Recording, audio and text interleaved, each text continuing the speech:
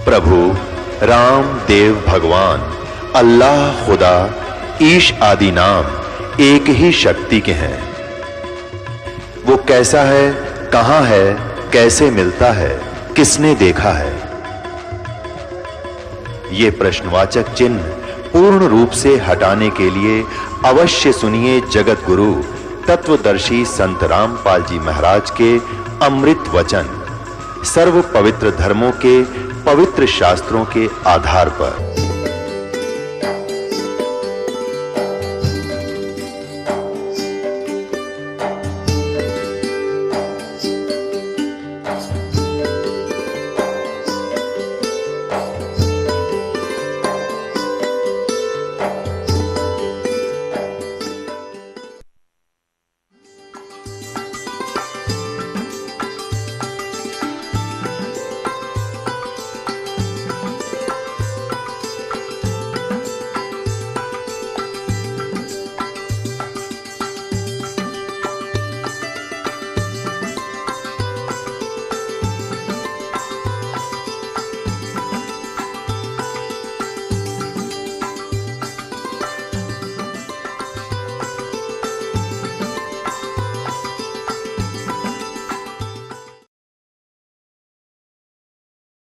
जो महापुरुष हुए हैं, जिनको परमात्मा मिले हैं, वो तो परिपूर्ण थे ही। जिनको भगवान मिल गए फिर वो कैसे कच्चे रह सकते हैं?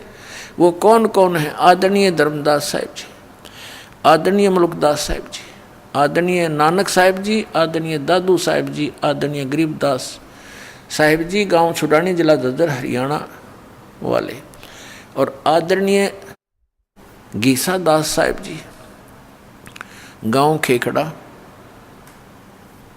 जिला मेरठ और उत्तर प्रदेश वाले। इन महापुरुषों को छोड़कर जो दास के नॉलेज में है, उनके अतिरिक्त अध्यात्म ज्ञान किसी के पास नहीं था। सब उआ बाई बक रहे थे। थोड़ी सी झलक दिखाता हूँ, फिर आगे सत्संग शुरू करेंगे। ये देखिएगा, श्रीमद देवी भागवत सचित्र मोटा टाइप, गीता प्रेस गोरखपुर से प्रकाशित है। श्रीमद देवी भागवत सचित्र मोटा टाइप, संपादक हनुमान प्रसाद पोदार, चिमनलाल गोस्वामी। प्रकाशक व मुद्रक हैं गीता प्रेस गोरखपुर, गोविंद भवन कार्यालय, कोलकाता का संस्थान। इसका पहला स्कंद पढ़ते हैं और पृष्ठ 28 पर अब देखना। एक समय नारद जी और व्यास जी का संवाद हुआ।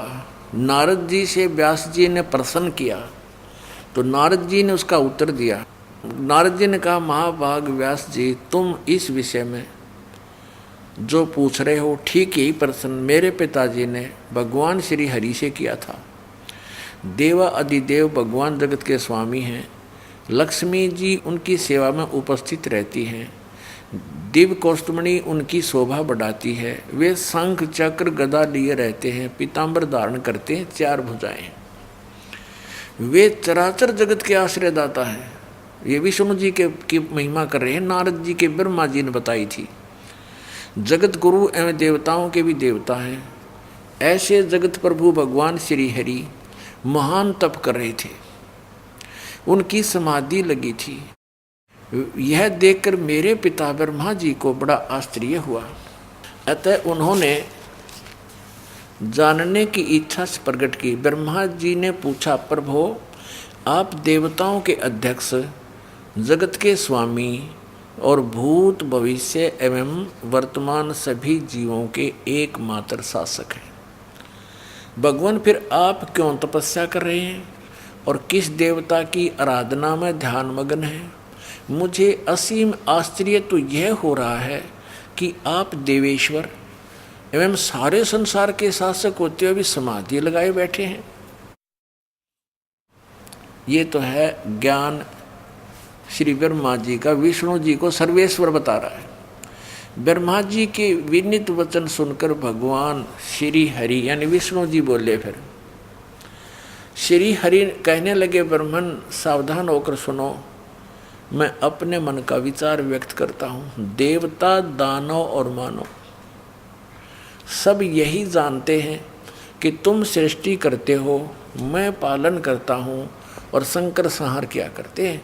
किंतु फिर भी वेद के पारगामी पुरुष अपनी युक्ति से यह सिद्ध करते हैं कि रचने, पालने और संहार करने की यह योग्यता जो हमें मिली है, इसकी अधिष्ठात्री शक्ति देवी है, दुर्गा है। वे कहते हैं कि संसार की सृष्टि करने के लिए तुम राजसी शक्ति का संचार हुआ है, यानी ब्रह्मा जी रजगुण और मुझे सात्विक शक्ति मिली है, विष्णु जी सतगुण। रुद्र में तामसी शक्ति का आविर्भाव हुआ है, यानी शिव जी ये तमोगुण। उस शक्ति के अभाव में तुम इस संसार की सृष्टि नहीं कर सकते, मैं पालन करने में सफल नहीं हो सकता और रुद्र से संहार कार्य भी नहीं हो सकता। हम सभी उस शक्ति के सहारे ही अपने कार्य में सदा सफल होते आए हैं। सुवर्त प्रत्यक्ष और प्रोक्ष दोनों उदाहरण मैं तुम्हारे सामने रखता हूँ, सुनो। यह निश्चित है कि उस शक्ति के अधीन होकर ही मैं इस शेष नाग की सैया पर सोता और सृष्टि करने का अवसर आते ही जग जाता हूँ। मैं सदा तप करने में लगा रहता हूँ और उस शक्ति के शासन से कभी मुक्त नहीं रह सकता। कभी अवसर मिला तो लक्ष्मी के साथ सुखपूर्वक समय बिताने का सौभाग्य प्राप्त होता है। मैं कभी तो दानों के साथ युद्ध करता रहता हूँ। अखिल जगत को भय पहुँचाने वाले दैत्यों के विकराल शरीरों को शांत करना मेरा परम कर्तव्य हो जाता है। और देखो यहाँ कमाल कर दिया, अपने आध्यात्मिक नॉलेज में तोड़ पाड़ दिया। श्री विष्णु जी कह रहे हैं कि मुझे सब प्रकार से शक्ति यानी दुर्गा प्रकृति देवी के अधीन होकर रहना पड़ता है। उन्हीं भगवती शक्ति का मैं निरंतर ध्यान किया करता हूँ। ब्रह्मा जी मेरी जानकारी में, मेरे आध्यात्मिक ज्ञान में, स्पिरिचुअल नॉलेज के आधार से विष्णु जी कह रहे हैं, ब्रह्मा जी मेरी जानकारी में इन भगवती शक्ति से बढ़कर दूसरे कोई देवता नहीं। अब आ गया अंत श्री ब्रह्मा और श्री विष्णु जी के आध्यात्म ज्ञान का। ब्रह्मा जी तो विष्णु जी को सर्वेश्वर बता रहे हैं, सब देवों के मालिक, सारे जगत के स्वामी, आश्रयदाता, और ये कह रहे हैं कि मैं तो दुर्गा के अधीन रहता हूँ, उसी का तप करता हूँ, उसी का ध्यान करता हूँ, उसी की पूजा करता हूँ। और मेरी जानकारी में, मेरे अध्यात्म ज्ञान में जितना मुझे ज्ञान है, इस दुर्गा से ऊपर कोई भगवान नहीं। ये आ गया अंत श्री विष्णु जी के अध्यात्म ज्ञान का। अब श्री दुर्गा जी क्या कहती है, देवी जी क्या कहती हैं, हिमालय राजा को अपना अध्यात्म ज्ञान बताते समय देखिएगा। 7वां स्कंद और ये 562 पृष्ठ पे, ये 562 पृष्ठ। देवी के द्वारा हिमालय को ज्ञानोपदेश और ब्रह्म स्वरूप का वर्णन। पहले तो इसने अपने विषय में कुछ जानकारी दी है, लेकिन वो उसके विषय में कह दिया ये भी कंप्लीट नहीं है। श्री देवी जी कहने लगी, पर्वतराज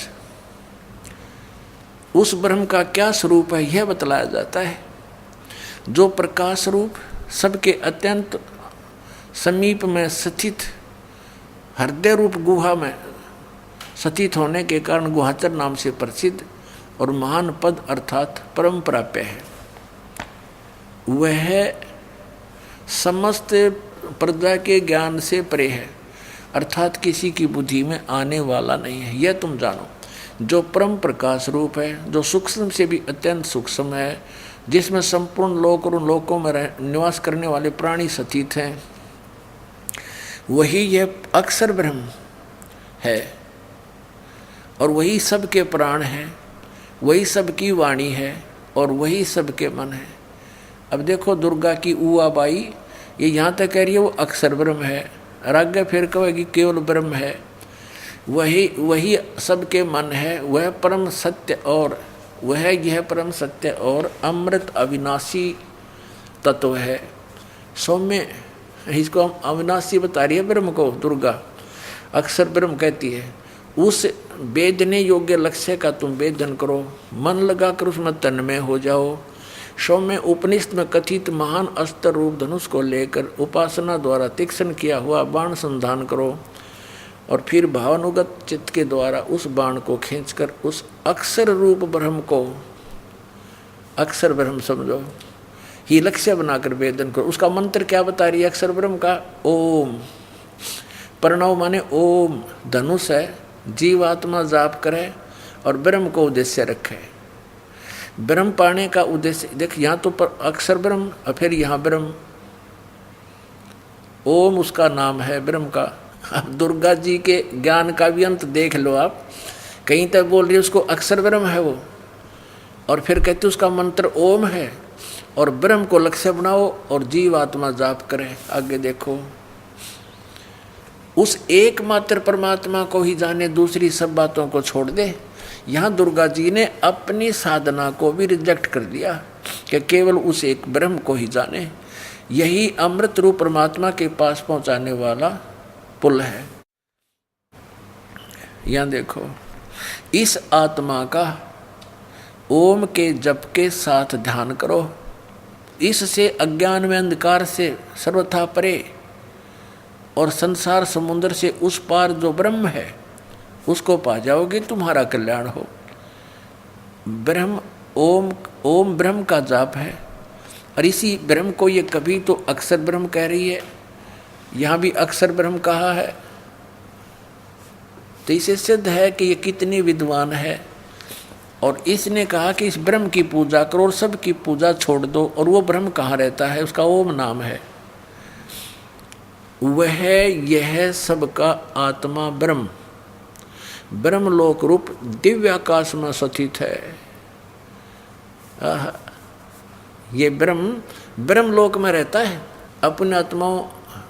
यही यजुर्वेद अध्याय नंबर 40 के मंत्र नंबर 17 में स्पष्ट है। वेद ज्ञान दाता ये ब्रह्म है। ये कहता है कि मैं ऊपर अंतरिक्ष में ब्रह्मलोक में रहता हूँ, स्वर्ग में रहता हूँ। और वो परमात्मा तो प्रोक्ष है, वो तो गुप्त है, उसकी जानकारी हमें नहीं है। वो तत्वदर्शी संतों से पूछो। यजुर्वेद अध्याय नंबर 40 के मंत्र 10 से लेकर 13 में तत्वदर्शी संतों की पहचान भी बताई है और उन्हीं से जानने के लिए कहा है पूर्ण कंप्लीट स्पिरिचुअल नॉलेज को, यानी पूर्ण अध्यात्म ज्ञान को उन तत्वदर्शी संतों से ही पूछो। अब आपने देख लिया, दास ने एक शब्द बोला था, एक गलती से कहो या जानबूझकर कहो कि किसी को भी आध्यात्मिक ज्ञान नहीं है, इनका आध्यात्मिक मार्ग शून्य है, ज्ञान शून्य है। तो उस समय तो आपको ऐसा खटका होगा जैसे कुनीन की फांकी ला ली। अब इस सदग्रंथ जिसको आप सर्वधार्य मानते हो, इसको पढ़कर आपको ऐसा लगा होगा कि हम कहाँ सोए पड़े थे, हमने खो दिया जीवन सारा। इन सदग्रंथों को पवित्र हिंदू धर्म के अनुयायी हिंदी वाले कोई पढ़ते आ रहे हैं, लेकिन कहते हैं गुरु बिन काऊ न पाया ज्ञान, जो थोथा भूछड़े मूड किसाना। गुरु बिन वेद पढ़े जो प्राणी, समझे न सार रहे ज्ञान। अब आगे थोड़ा सा और एक झलक दिखाता हूँ इसी पवित्र पुराण पे, 6ठे स्कंद में। और ये ब्राह्मण लोग, ऋषि लोग, महर्षि कितने विद्वान थे, ये देखिएगा। श्रीमद् देवी भागवत 6ठा स्कंद पृष्ठ 414। और यहाँ देखिएगा, जन्मेजय ने पूछा, जन्मेजय ने पूछा, महाभाग किस युग में कैसा धर्म का स्वरूप है? इस संपूर्ण विषय को विशेष रूप से बताने की कृपा कीजिए। व्यास जी बोले, राजन ये निश्चय ही है कि सतयुग में ब्राह्मण वेद के पूर्ण विद्वान थे। उनके द्वारा निरंतर भगवती जगदम्बा की आराधना होती थी। भगवती का दर्शन करने के लिए उनका मन सदा ललायित रहता था। प्रत्येक गांव में शक्ति मंदिर का उद्घाटन हो, यानी दुर्गा का मंदिर हो, इस विषय की उनके मन में बड़ी उत्सुकता थी। अब देखिए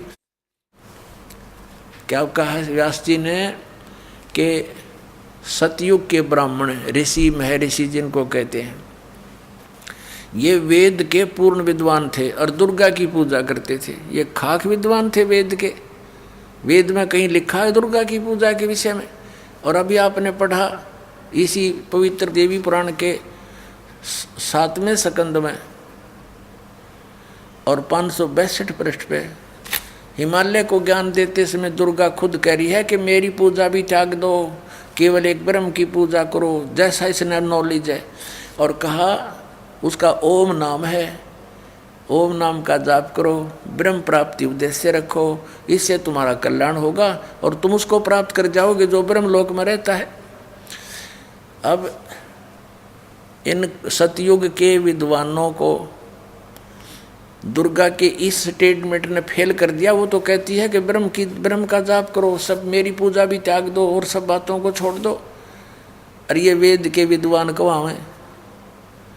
और ये कहते हैं कि वो दुर्गा की पूजा कराया करते। बताओ, ये है इनका अध्यात्म ज्ञान। अब देखिएगा, हम पढ़ रहे हैं, ये 6वां स्कंद आपको दिखाया, फिर देख लीजिए एक बार। 414 पृष्ठ है। जन्मेजय ने पूछा, महाभाग किस युग में कैसा धर्म का स्वरूप है? इस संपूर्ण विषय को विशेष रूप से बताने की कृपा कीजिए। व्यास जी बोले,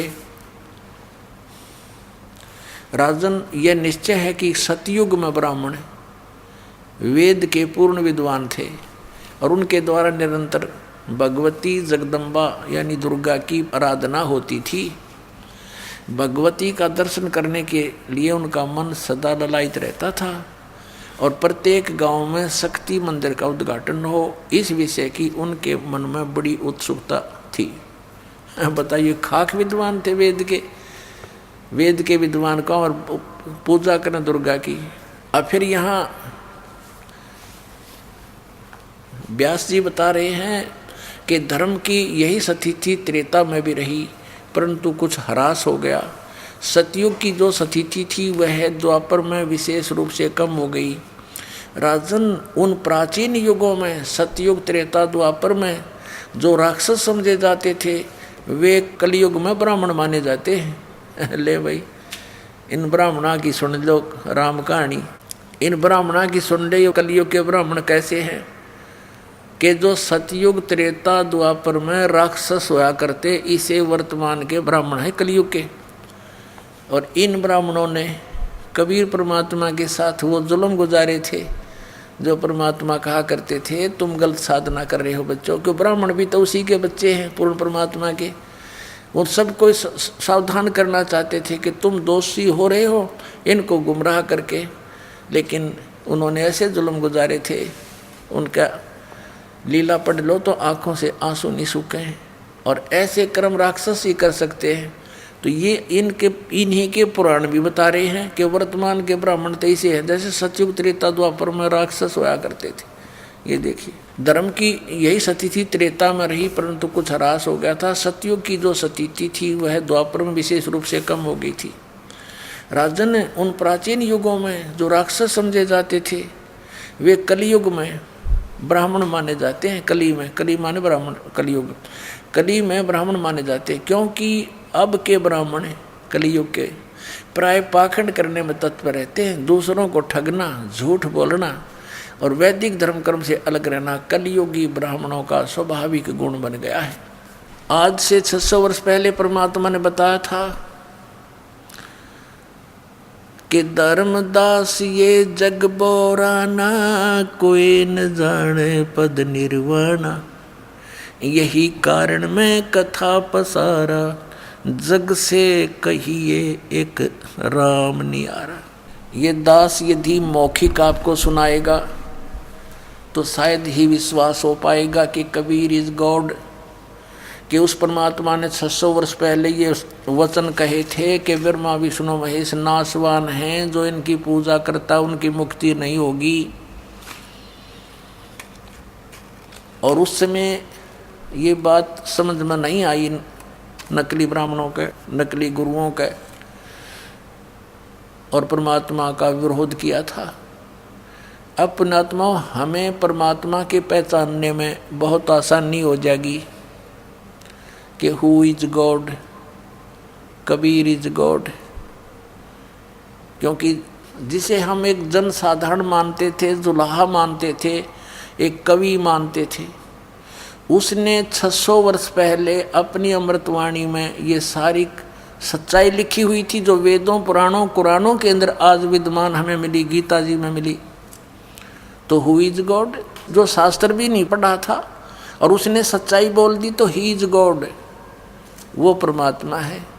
देखिएगा, ये कबीर सागर, खेमरा श्री कृष्ण दास प्रकाशन, मुंबई से। कबीर पंथी भारत पथिक स्वामी युगलानंद बिहारी द्वारा प्रस्कृत, मुद्रक एवं प्रकाशक खेमरा श्री कृष्ण दास, अध्यक्ष श्री वेंकटेश वर प्रेस, खेमरा श्री कृष्ण दास मार्ग, मुंबई। ये है ज्ञान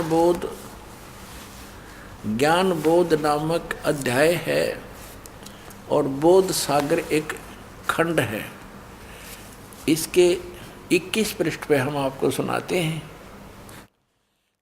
परमात्मा ने कहा, धर्मदास ये जग बोराना, कोई न जाने पद निर्वाणा। निर्वाणा माने मोक्ष मार्ग, किसी को ज्ञान नहीं। निर्वाण माने मोक्ष। यही कारण मैं कथा पसारा, जग से कहिए राम नियारा। ये मिसप्रिंट कर रखा है। इन कबीर पंथियों ने अज्ञानता के कारण कई अक्षर बदल रखे हैं। ये राम है। यही ज्ञान जग जीव सुनावो, सब जीवों का भरम नसाओ। अब मैं तुमसे कहूँ चिताई, तेरे देवन की उत्पत्ति भाई। तेरे तीनों देवताओं का जन्म मृत्यु बताता हूँ, कैसे उत्पत्ति हुई ब्रह्मा विष्णु महेश की। कुछ संक्षेप कहूँ गहुराई, सब संशय तुम्हारे मिट जाई। भरम गए जग वेद पुराना, आदि राम का वेद न जाने। आदि राम है। राम राम सब जगत बखाने, आदि राम कोई बिरला जाने। देखो यहाँ राम राम शब्द है, तो यहाँ भी आदि राम इसी से संबंधित है। तो सब जगह राम ही जाने। राम राम राम सब जगत बखाने, आदि राम कोई बिरला जाने। आदि राम सनातन परमात्मा। ज्ञानी सुने सो हृदय लगाई, मूर्ख सुने तो गम ना पाई। राजा राम को तो सब जानते हैं और उसी तक की महिमा बखानते हैं, लेकिन जो मैं बता रहा हूँ उस राम के बारे में। ज्ञानी सुने सो हृदय लगाई, मूर्ख सुने तो गम ना पाई। अब इन तीनों देवताओं की उत्पत्ति बताता हूँ। अब मैं तुमसे कहूँ चिताई, तेरे देवन की उत्पत्ति भाई। माँ अष्टंगी पिता निरंजन, ये सरपुरुष काल। माँ अष्टंगी पिता निरंजन, ये जमदारुण वंशन अंजन। पहले कीन निरंजन राई, पीछे से माया उपजाई। क्या बताते हैं कि पहले तो इस ज्योत स्वरूपी निरंजन काल की उत्पत्ति हुई और पीछे थी दुर्गा की उत्पत्ति हुई थी। माया रूप देख अति शोभा, देव निरंजन तन मन लोभा। कामदेव धर्मराय सताए, देवी को तुरंत दरखाए।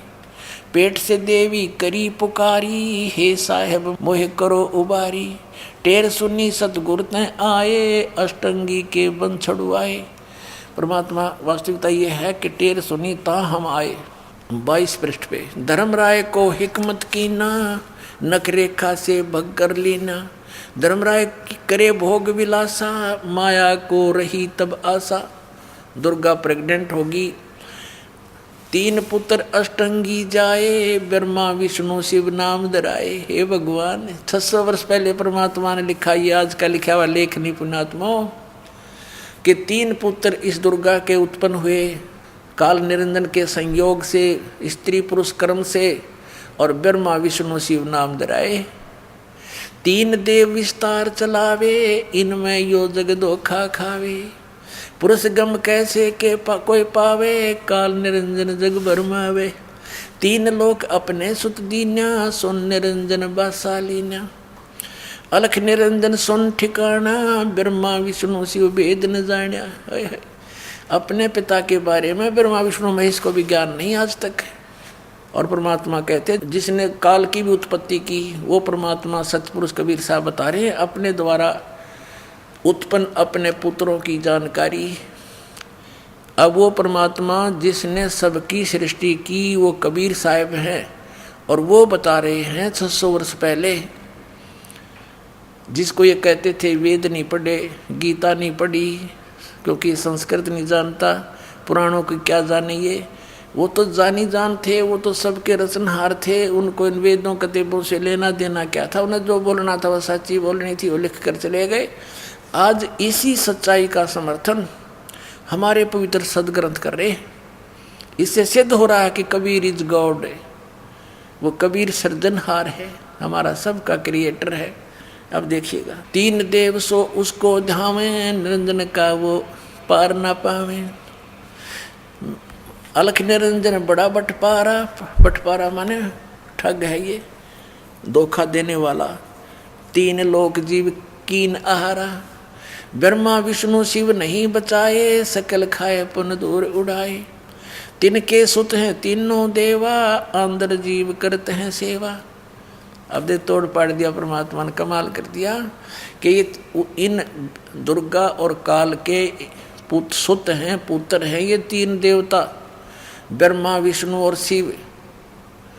और अंधर जीव, तत्व ज्ञानहीन प्राणी अंधे, तत्व ज्ञान नेत्रहीन अंधे यानी ज्ञानहीन, इन्हीं की पूजा करते हैं। सेवा माने पूजा। तिनके सुत हैं तीनों देवा, अंदर जीव करते हैं सेवा। अंधे इनकी पूजा करते हैं। अकाल पुरुष का हूँ नहीं चीन्या, काल पाए सभी गए लीन्या।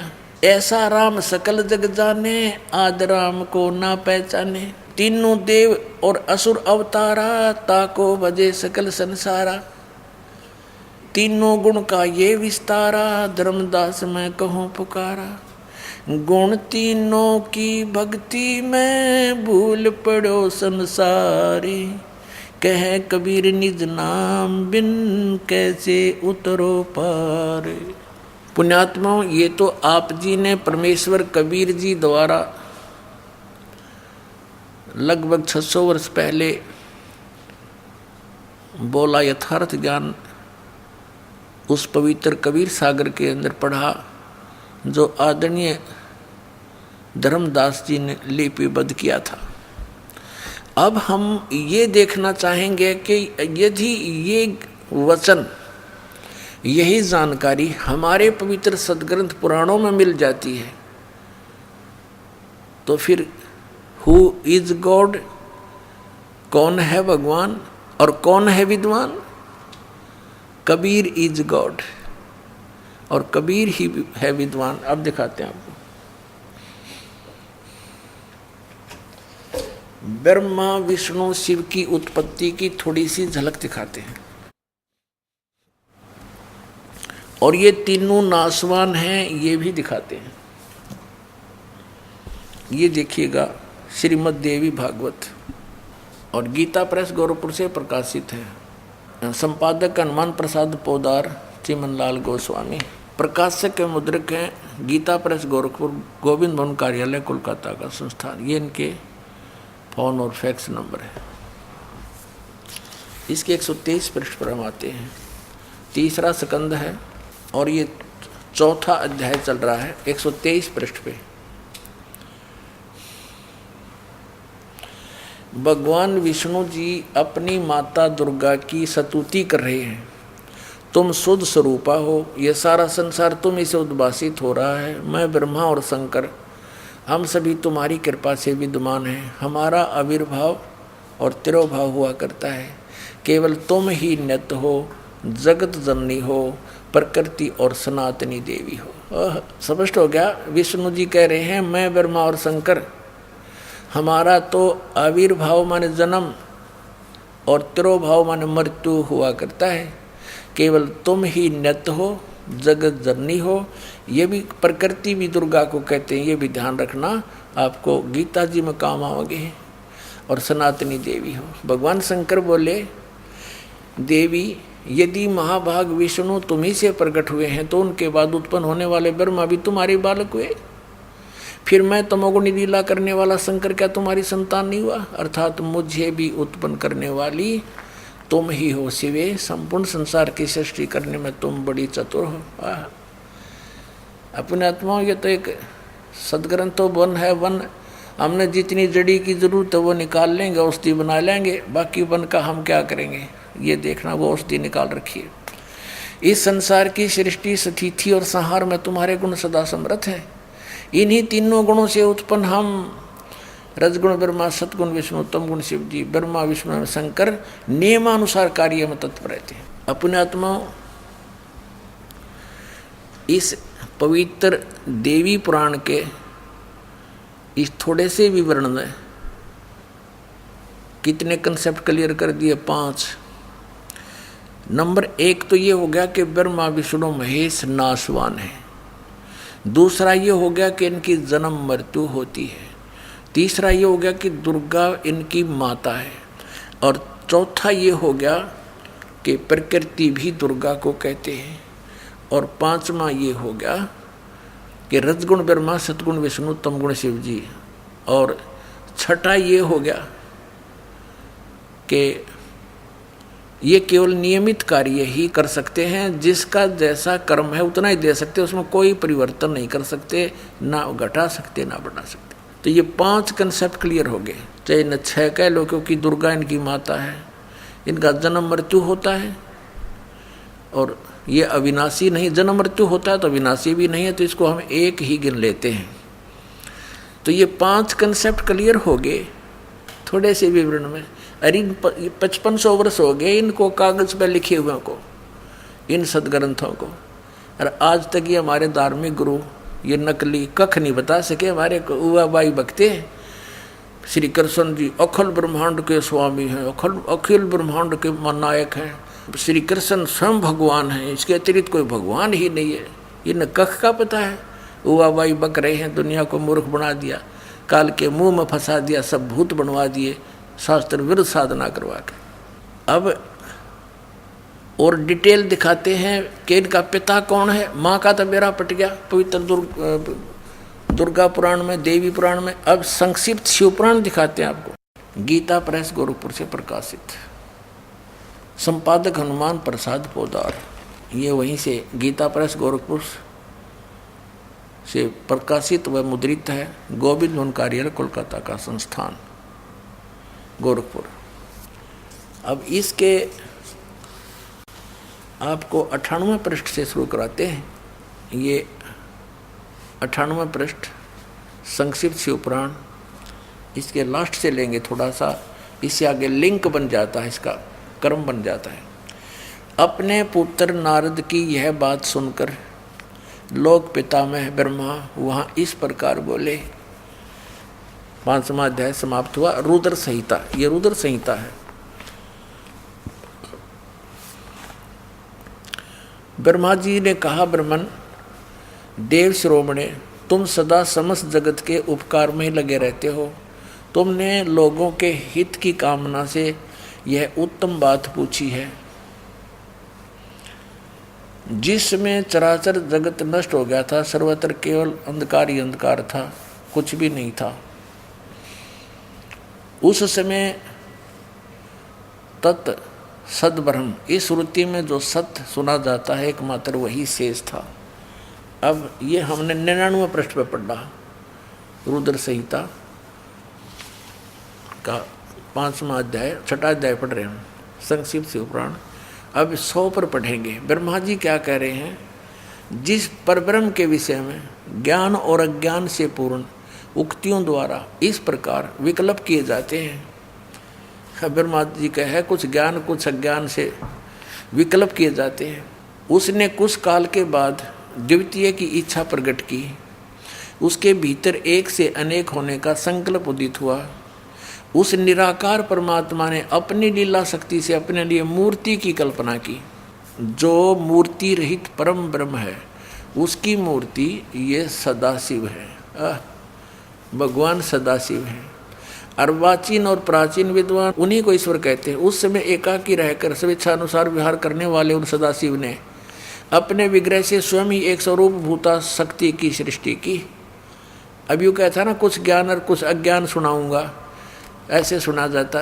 पूर्ण परमात्मा कबीर साहब कहते हैं हम ब्रह्मा को मिले आकर के, ब्रह्मा को समझाया, ज्ञान इसने ध्यान से सुना, इसने मेरे को गुरु भी धारण किया। फिर दूसरी बार जब ये गए परमात्मा इनको आगे मंत्र देने के लिए, पीछे से काल ने इनकी बुद्धि फेर दी और कहा ये सब झूठ बोलता है, ये सब झूठा है, इसकी बातों में मत आना।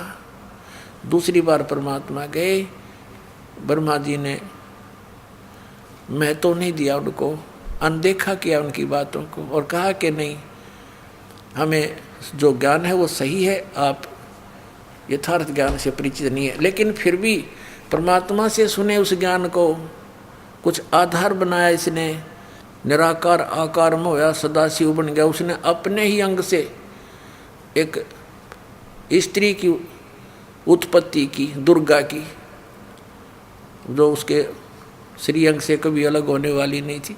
और वास्तविकता ये आपने सृष्टि रचना में दास ने बहुत बार सुनाई है, आने वाले समय में सुनाएंगे कि इस काल ने दुर्गा को खा लिया था, बुरी नज़र की थी इसने, दुर्गा ने सूक्ष्म रूप बनाया था, इसके पेट में चली गई थी और परमेश्वर ने ही इसके शरीर से बाहर निकाल ली थी। यह प्रकृति दुर्गा यहाँ अज्ञानपूर्ण बातें कर रहा है ब्रह्मा जी, क्योंकि उनको ज्ञान नहीं था कंप्लीट। परमात्मा से सुने हुए ज्ञान को भी अड़ंगा करके पेश कर दिया। अब देखो, उस समय एकाकी रहकर भगवान सदाशिव में अर्वाचीन और प्राचीन विद्वान उन्हीं को ईश्वर कहते हैं। उस समय एकाकी रहकर स्वेच्छानुसार विहार करने वाले सदाशिव ने, इस काल ने, ये सदाशिव रूप में प्रकट हो गया काल, अपने विग्रह से स्वयं ही एक स्वरूप भूता शक्ति की सृष्टि की, जो उनके अपने श्रीअंग से कभी अलग होने वाली नहीं थी। ये इसने अड़ंगा अड़ा रखे यहाँ पर। उस पराशक्ति को प्रधान प्रकृति गुणवती माया, उसको प्रधान भी कहते हैं, प्रकृति भी कहते हैं, बुद्धि तत्व की जननी विकार रहित बताया है। वह शक्ति अंबिका भी कही गई है। उसी को प्रकृति जोर देकर कहा प्रकृति, और सर्वेश्वरी त्रिदेव जननी, ब्रह्मा विष्णु महेश की माता, जन्म देने वाली, नित्य और मूल कारण भी कहते हैं। सदाशिव द्वारा प्रकट की गई उस शक्ति के 8 भुजाएं हैं, नाना प्रकार के आभूषण उसके श्री अंगों की शोभा बढ़ाते हैं। वह देवी नाना प्रकार की गतियों से संपन्न है और अनेक प्रकार के अस्त्र शस्त्र धारण करती है। हो गया ना, उसके 8 भुजाएं हैं, सीधा दुर्गा है ये। एकाएकनी होकर भी वह माया संयोग वसात अनेक हो जाती है। वे जो सदाशिव हैं उन्हें परम पुरुष ईश्वर शिव शंभु और महेश्वर कहते हैं। अब हम रुद्र संहिता पढ़ रहे हैं और 6ठा अध्याय 101 पृष्ठ पर आ गए हैं। वे अपने सारे अंगों पर भस्म रमाए रहते हैं। उन काल रूपी ब्रह्म ने एक ही समय शक्ति के साथ, ये नाथ गलत प्रिंट है, शक्ति यानी दुर्गा के साथ शिवलोक नामक अक्षेत्र का निर्माण किया था। उस उत्तम अक्षेत्र को काशी कहते हैं। वह परम निर्वाण या मोक्ष स्थान है जो सबसे ऊपर विराजमान है। वे प्रिया और प्रियतम रूप शक्ति और शिव, वो पति पत्नी रूप में दुर्गा और ये काल रूपी शिव, या आ गया ना। उस काल रूपी ब्रह्म ने, काल रूपी ब्रह्म कहो चाहे सदाशिव कहो, वे प्रिया और प्रियतम शक्ति और शिव जो परमानंद स्वरूप हैं, उस मनोरम अक्षेत्र में काशी में नित्य निवास करते हैं।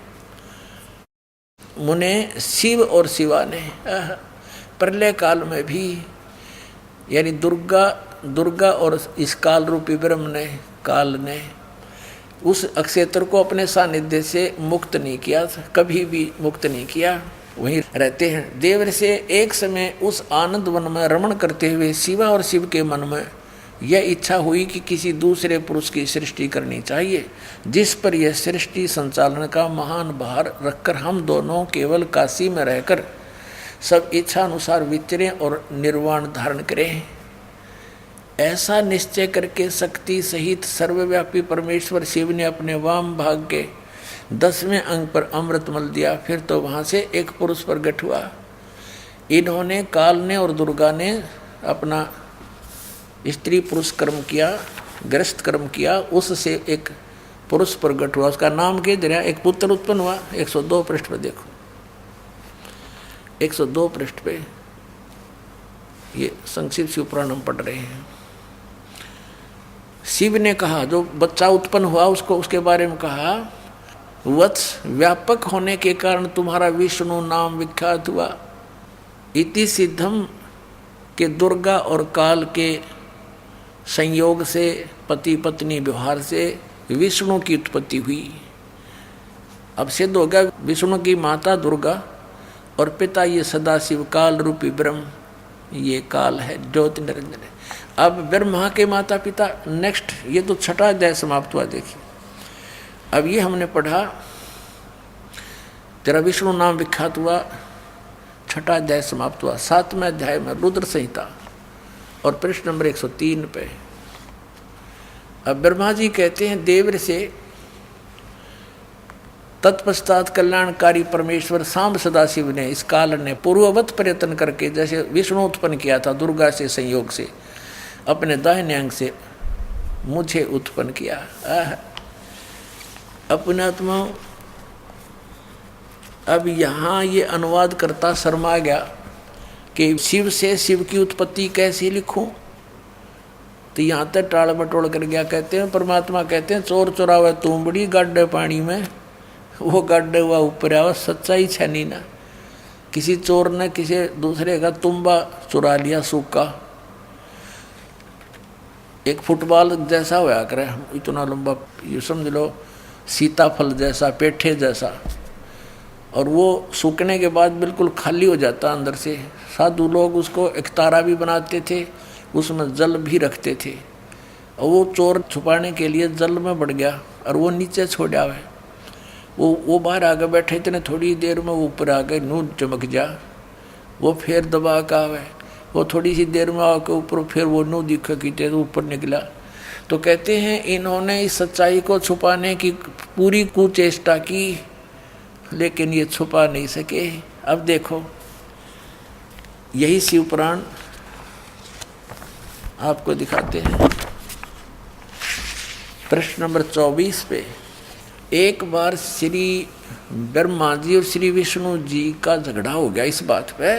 ब्रह्मा जी कहने लगा, मैं तेरा बाप हूँ, तू मेरे से उत्पन्न हुआ है, मैंने सारे जगत की रचना की है। और विष्णु जी कहने लगे, मैं तेरा पिता हूँ, तेरा जनक हूँ, तेरी उत्पत्ति मेरी नाभि कमल से हुई है।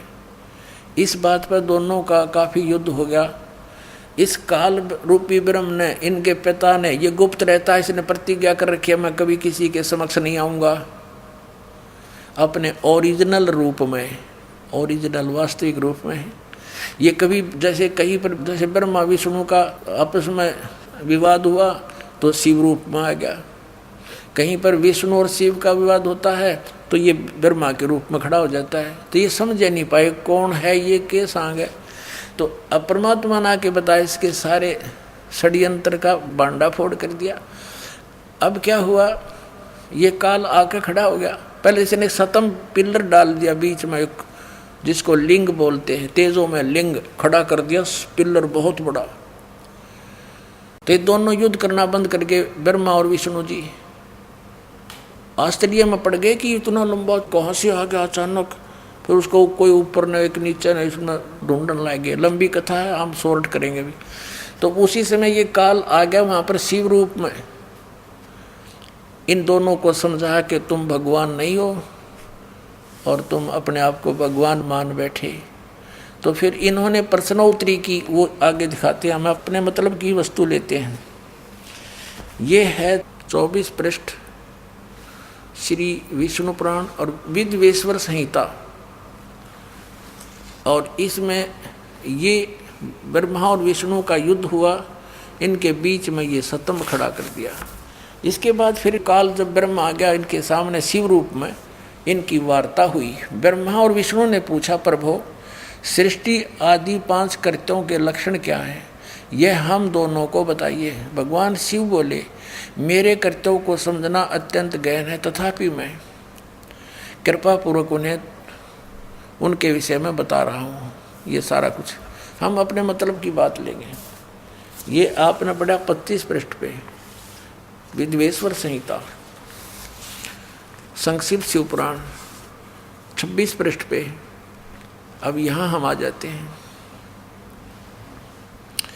अब ये काल कह रहा है ब्रह्मा और विष्णु को, पुत्रों तुम दोनों ने तपस्या करके प्रसन्न हुए मुझ परमेश्वर से सृष्टि और सतिथि नामक 2 कृत्य प्राप्त किए। अब स्पष्ट है, ये बोलने वाला तीसरा है कोई। वो कह रहा है कि पुत्रों,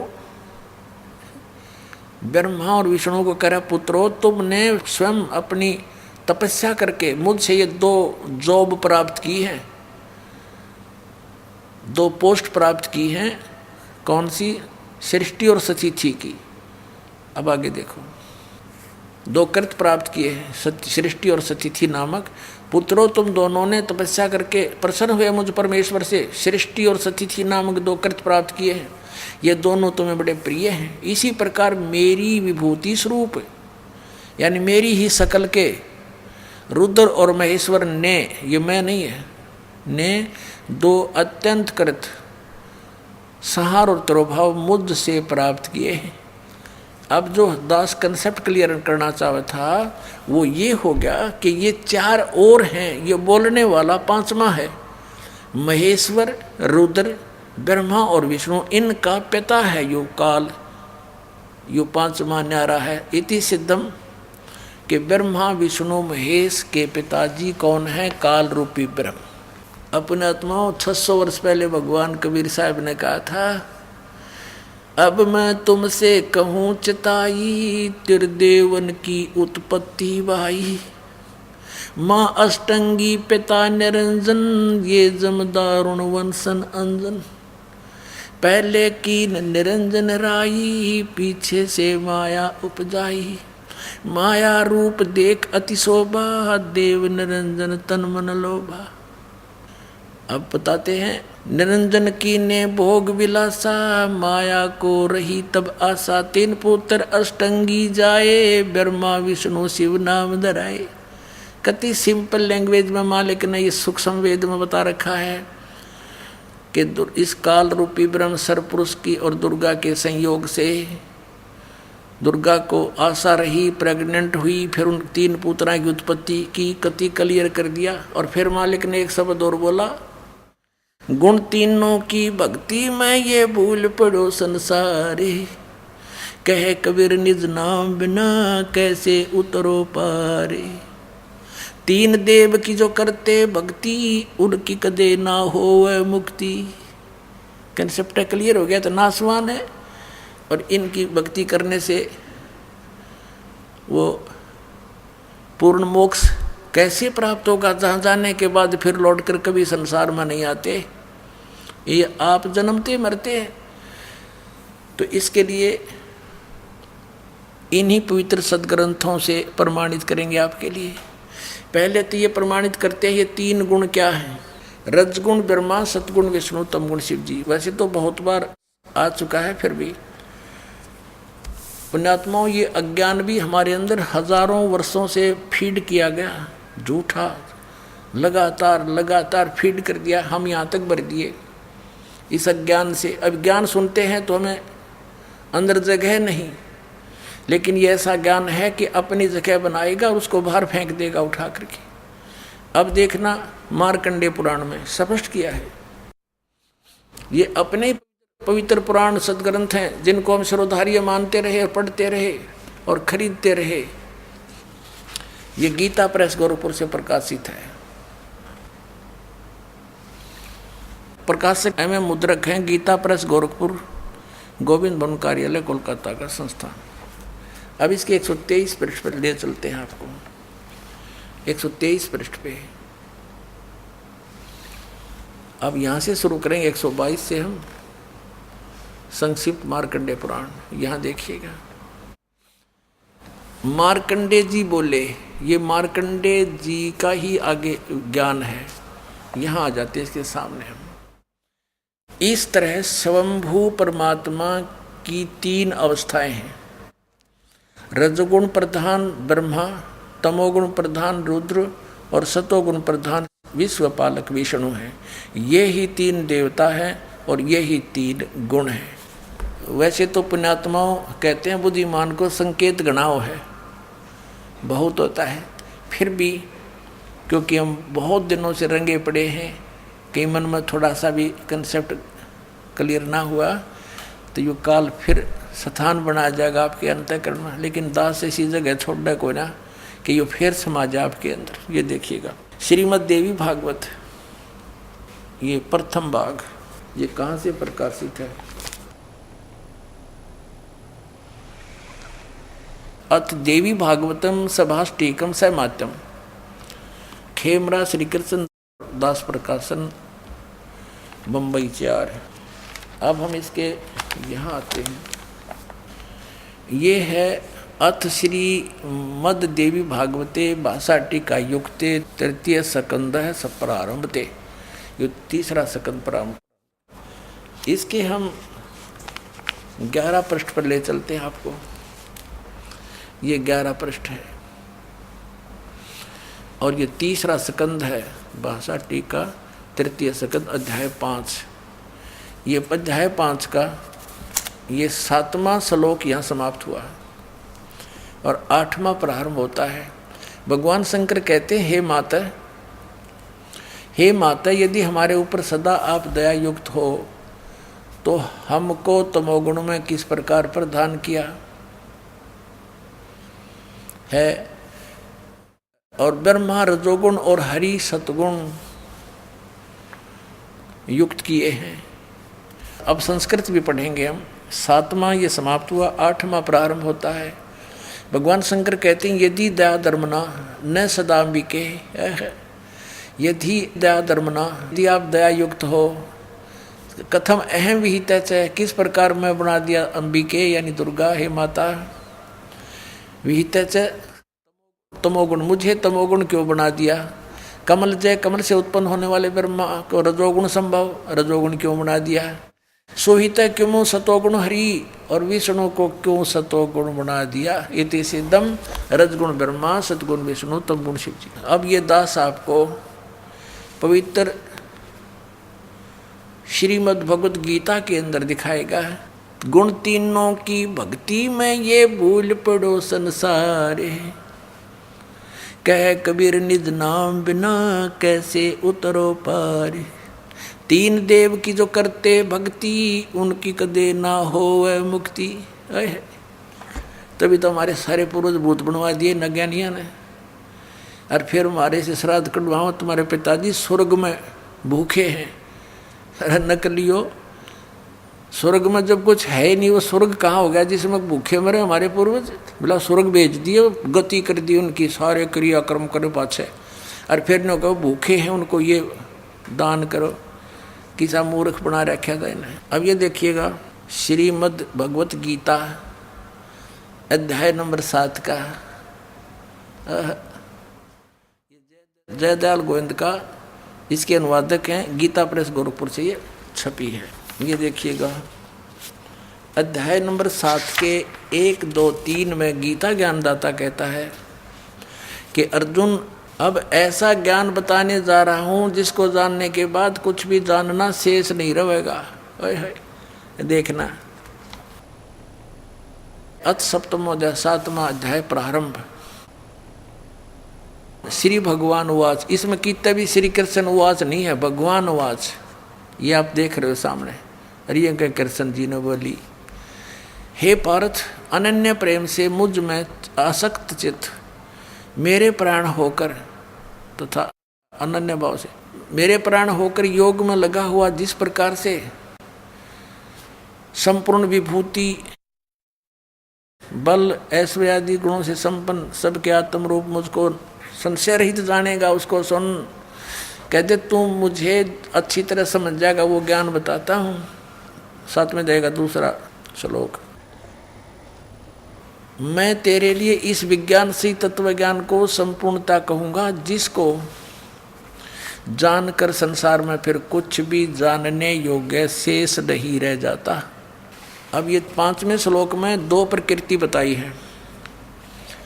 इस 7वें अध्याय के 5वें श्लोक में पृथ्वी जल अग्नि वायु आकाश मन और बुद्धि और अहंकार, ये तो 8 प्रकार की जड़।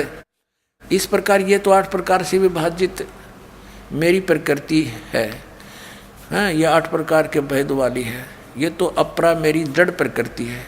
और इससे दूसरी जिससे यह संपूर्ण जगत धारण किया है, मेरी जीव रूपा प्राचेतन प्रकृति जान, ये दुर्गा है।